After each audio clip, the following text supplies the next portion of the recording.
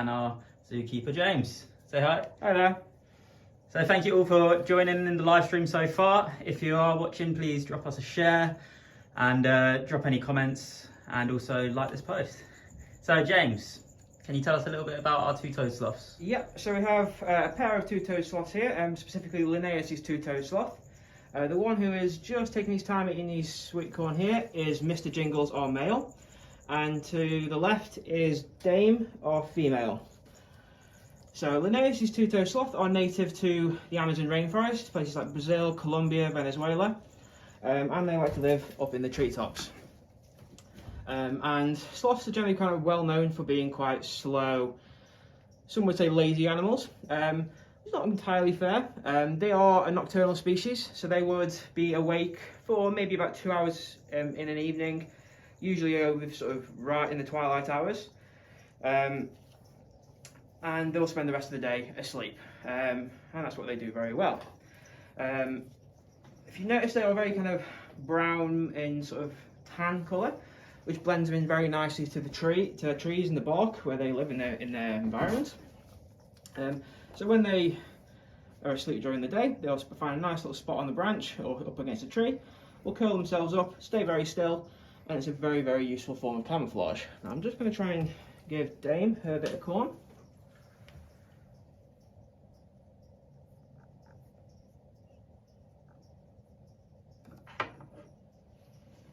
So if you can see there, this is where the species gets their name. So these are, I said, two-toed sloth, named for their two big long claws on their front feet. They do have 3 toes on their back feet. So you can see Jingles is just holding on, showing you quite nicely right there. Now there are 6 species of sloths in the world. There are the Linnaeus' two-toed sloth, which are these guys, and there is the Hoffman's two-toed sloth. And there's also 4 species of 3-toed sloth. Now, as their name implies, they have 3 toes on their front feet. And they're all native to South and Central America, and they all come from tropical forests, and they all spend most of the day asleep, and they're awake for such short periods in the evenings. Now, all sloths are herbivores, so we just had a bit of sweet corn here for them. It's one of their favourite treats here at the park. But they also get a variety of other fruits and other vegetables as well. So some peppers, some courgette, sorts of other greens as well. In the wild, they would eat lots of leafy matter, lots of other vegetation, and they would spend that sort of short period of activity in the evenings climbing around through the canopy and helping themselves to plant life. Now, as I said, these are renowned for being sort of quite slow, lethargic animals, and as a kind of a result of that, they have a very, very slow metabolism. Everything about a sloth is slow. You can see they're taking their time with this corn right now. But even down to their digestive system is very slow. Sloths in the wild can go several weeks before needing to go to the toilet. Here at the park, because you give them a slightly richer diet, they go maybe out once a week or so. And it's a very complicated affair. Now, sloths live high up in the tree and they hook themselves onto a nice big branch. Now, to go to the toilet involves a sloth climbing down from the treetop right down to the forest floor and back up again. Now, that is a very long process. They're very slow, gradual animals, and it takes them a long time, especially if they're in, say, the Amazon rainforest and are maybe 90 or 100 foot up in the air. It's a very, very long journey. So thank you everyone for tuning in so far. I see a lot of comments that they're people's spirit animal and that they're a lot like the sloth, being very lazy and sleeping all day. So if you are enjoying it, please drop us a share, any comments or likes as well. A couple of quick updates as well about the team here at Paradise Wildlife Park and what's going on. We've just recently launched our new online shop, so you can actually buy sloth merchandise, some jumpers, hoodies, t-shirts as well, so definitely check that out. They're inspired by Dame Jingles at the back here, but you can't quite see her. She's a little bit in the dark, chewing on a sweet corn. And we can actually also adopt these guys as well, so also on our online shop, head there and you can adopt them, and you can help the sloths out here at Paradise. Okay, so now working with these guys at the park, they are very slow, lethargic animals. They only go to the toilet once a week, as I just mentioned, so there's not that much cleaning up to do after them, but we still obviously have to do that. Now they share an area with the armadillos. Now these guys, sloths and armadillos have a very special connection. They're both part of a unique group of mammals called Xenarthra.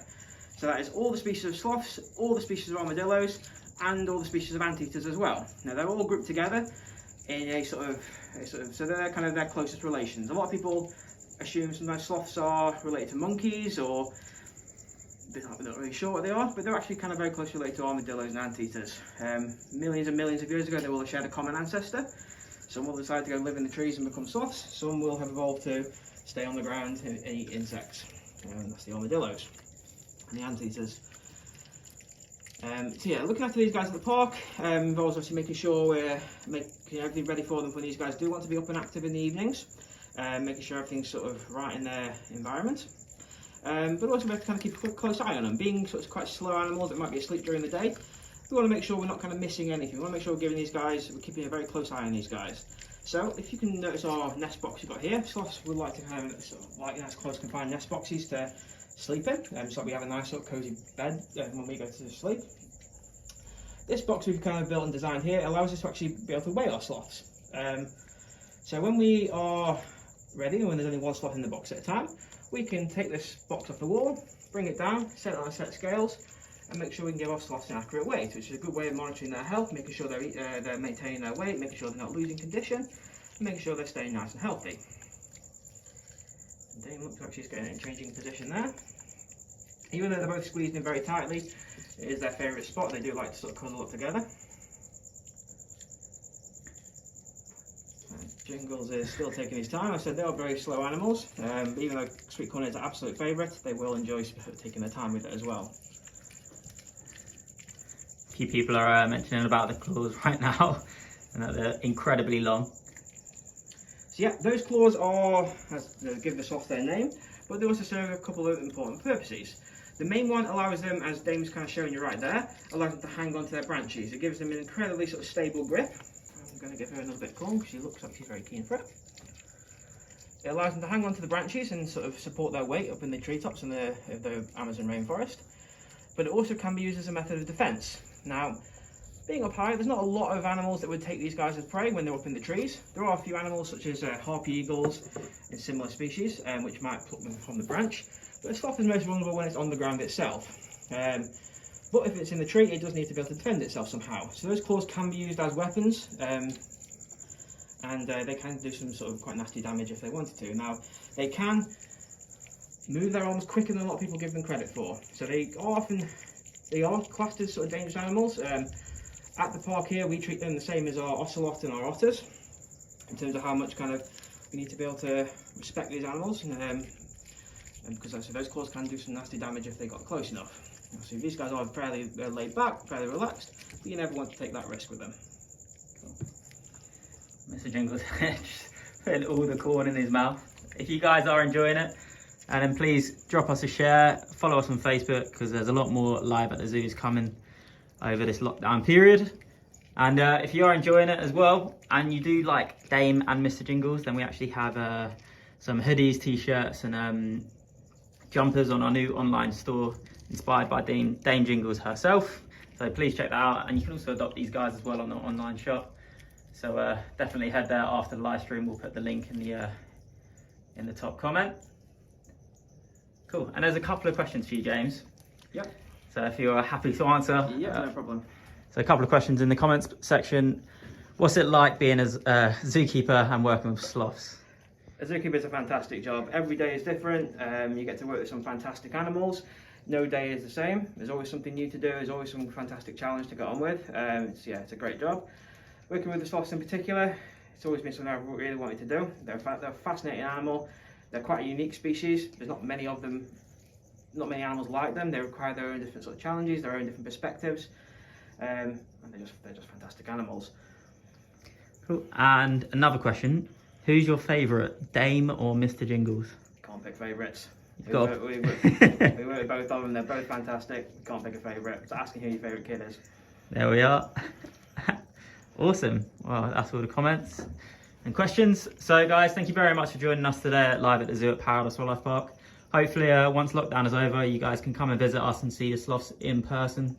And don't forget to check out our online shop if you are interested in buying any of the hoodies and jumpers and t-shirts, and also adopting these guys. All the proceeds go to the charity here we are a charity, and we do need a lot of help during this lockdown period to get through it. So thank you all for watching. Thank you very much, James. Thanks guys. And have a good day, everyone. Bye.